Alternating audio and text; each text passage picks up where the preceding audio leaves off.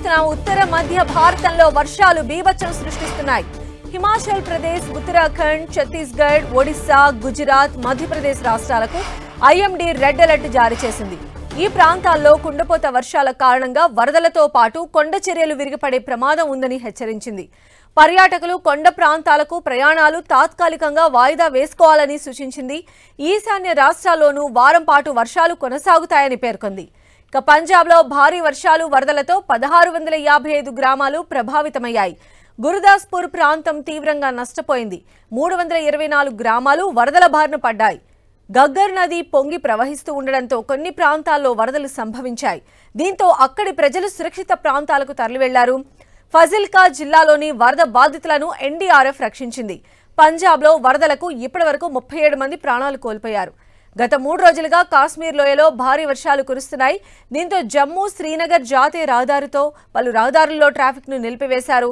పలుచోట్ల కొండ చర్యలు విరిగిపడటంతో రోడ్లు పూర్తిగా దెబ్బతిన్నాయి. విద్యా సంస్థల మూసివేత కొనసాగుతోంది.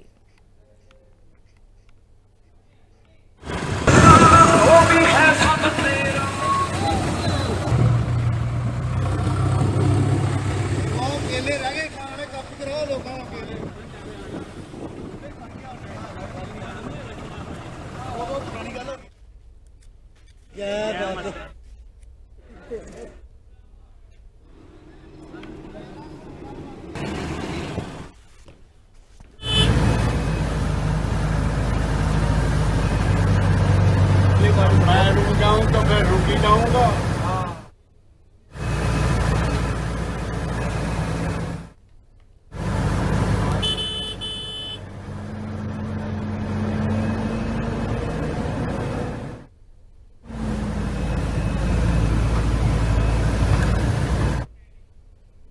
సో ఈశాన్య రాష్ట్రాల్లో కురిసినటువంటి వర్షాలకు సంబంధించిన దృశ్యాలు మనం చూస్తూ ఉన్నాము. మోస్ట్ ఎఫెక్టెడ్ ప్లేసెస్గా మనం చెప్పొచ్చు. ఈశాన్య రాష్ట్రాల్లో కురిసినటువంటి భారీ వర్షాలకు లోతట్టు ప్రాంతాలన్నీ కూడా జలమయమైపోయాయి. ముఖ్యంగా పంజాబ్, హర్యానా, గురుగ్రామ్, ఆగ్రాలో నెలకొన్నటువంటి తాజా పరిస్థితులు మనం చూడొచ్చు. నదులు ఉప్పొంగి ప్రవహించడంతో ప్రజలందరూ కూడా చాలా ఇబ్బందులు పడుతూ ఉన్నారు. కిలోమీటర్ల మేర ట్రాఫిక్ జామ్ ఏర్పడింది. అదేవిధంగా అధికారులు కూడా అలర్ట్ చేస్తూ ఉన్నారు. కుండపోత వర్షాలకు ప్రజలెవరూ కూడా బయటకు రావద్దు అని ముందస్తు హెచ్చరికలు కూడా చేస్తున్నారు. లోతట్టు ప్రాంత ప్రజలను అయితే అలర్ట్ చేస్తూ ఉన్నారు. అయినప్పటికీ కూడా ఈ వర్షం వల్ల ఎఫెక్ట్ ప్రతి ఒక్కరూ అవుతున్నటువంటి పరిస్థితి కనిపిస్తోంది. ఈశాన్య రాష్ట్రాల్లో రెయిన్ అలర్ట్ వల్ల అక్కడ అధికార యంత్రాంగం అయితే ఎప్పటికప్పుడు అలర్ట్ అయ్యింది. ఎలాంటి ప్రాణ నష్టం కలగకుండా ముందస్తుగా జాగ్రత్తలు తీసుకున్నారు. ఒకవేళ వరదల్లో చిక్కుకున్నటువంటి వారికి ఎస్డీఆర్ఎఫ్, ఎన్డీఆర్ఎఫ్ సహాయ బృందాలు కూడా వారిని రెస్క్యూ చేస్తున్నటువంటి పరిస్థితి కనిపిస్తోంది. ఒకవేళ అంటే పునరావాస కేంద్రాల్లో ఉన్న వారికి కూడా మెరుగైన సదుపాయాలు కల్పించే ప్రయత్నం చేస్తున్నారు అధికారులు.